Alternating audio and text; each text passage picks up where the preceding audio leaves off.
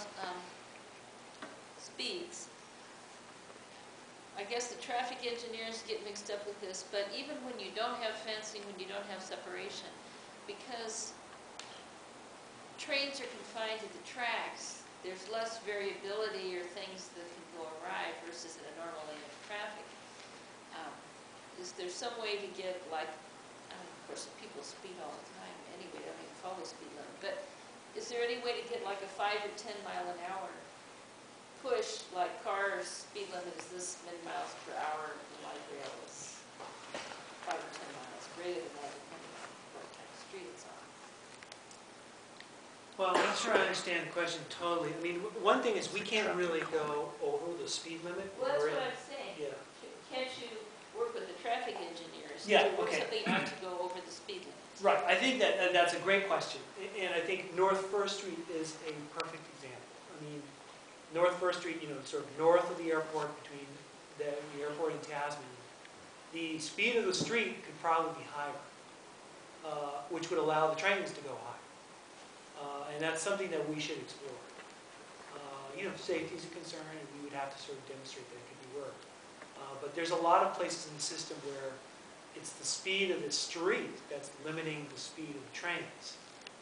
Yeah, and I mean, cars are doing all kinds of things, slowing down to turn left. I mean, vehicles have so much more unpredictable patterns that you can, and also they're professionally trained drivers. I mean, Right.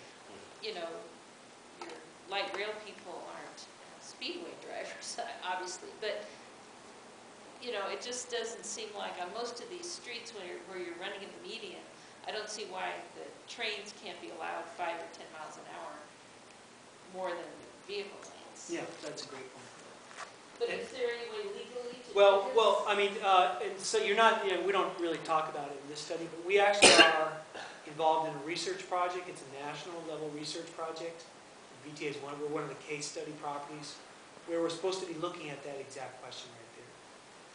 And it's run by TCRP, the sort of national research organization. And we're looking at North First, as an area to sort of push our upper limits of our speed.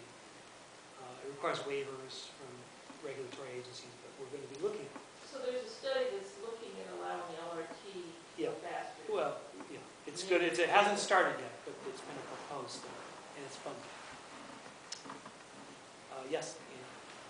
Oh, never mind. I have 2 questions, but I'll ask you. Okay, well, I'll circle back. Okay, so basically, I was kind of heard somewhere that the light rail vehicle, most of them today run 55 because of wheels and motors and whatever. So is there a kind of off-the-shelf model that can go 65, or you expect that, to happen? Or that could there be faster, even faster beyond 65 for the vehicle? You're testing the upper limits of my understanding of the vehicles. I mean, I do know that 55 is sort of where we max out today. It's not, all light rail vehicles can go 65 today, not ours. And we can modify ours, but the cost to modify ours, according to our analysis here, is kind of exorbitant, so that we would just basically buy new light rail vehicles. We have to replace our light rail vehicles every 20 years or so anyway. So we're on a path to replace them. And when we do, we get them for higher operating speeds. And that's the more sort of cost-effective way to address higher speeds, as opposed to getting in and modifying their current vehicles. Yes, in the back. Just not so much a question, but just a comment. I don't know so much about this system, but I've looked at some of the other rail systems in the Bay Area, and my perception is that whatever speed the trains are capable of, they only get to that limit if they've got a long enough and straight enough stretch. You're going to have sections of this system where it doesn't really make much difference whether the top speed is 50 or 200. That is correct. I mean, everyone likes to say BART is 75 miles per hour. BART's average speed is 45 miles per hour. And it never gets up near the peak at some of the dental stations. Too close together. Yeah, I mean, it gets to certain high speeds when it's during long stretches in the tube and things like that. But that's a great point. Yes? Question about North First Street. I looked at a original document of this, and it proposed skip-stop service Yeah. on North First Street. Is that still being looked at? Or is No. that- We dropped that. Oh. And you know, well, there's, I mean, if you saw in the original document, there's like 20, well, more than 20 different variations and different things that we've explored. I mean, the study's almost a year old. Like skip stop is a good example. We were going with the idea of like, we've got to make it faster on North First Street, and one way to do that is to have an A train and a B train, and they would just make alternate stops. The result, when we analyzed it, was we were losing ridership. And the reason why is because North First Street was where everyone wanted to go.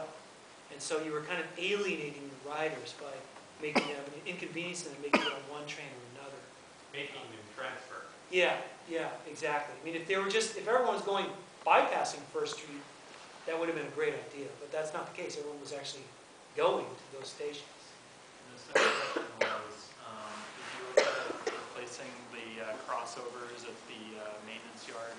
Because I guess there's a speed limit of 15 miles per hour over the crossovers, and I know it's probably not a big difference in like overall time savings, but the train had to slow down and then speed up over the crossovers. Was that looked at all? Or? We have a crossover wish list. Is that on there? That's my wish list. Yeah, we have like a crossover wish list. I have the same number of places around me. Okay. I've Yeah. already given them that list. Okay. It's a big list. It's like 16 crossovers, so I'm surprised it wasn't on there. It's actually, they're probably not, they're actually not crossovers, it's the Y that goes into the yard. Right. And it has the diamonds there, so there's speed limit over that. Yeah. There's a number of slow areas on the system that we're also going to look at. As we're doing these larger looks, those little pieces weren't jumping up here yet, but we're going to look at those as well. Kevin, I just wanted to announce that this presentation is not on the website yet. I just checked. So check back. Give us a little time. Tomorrow it should be on the website. Tomorrow morning. Yeah.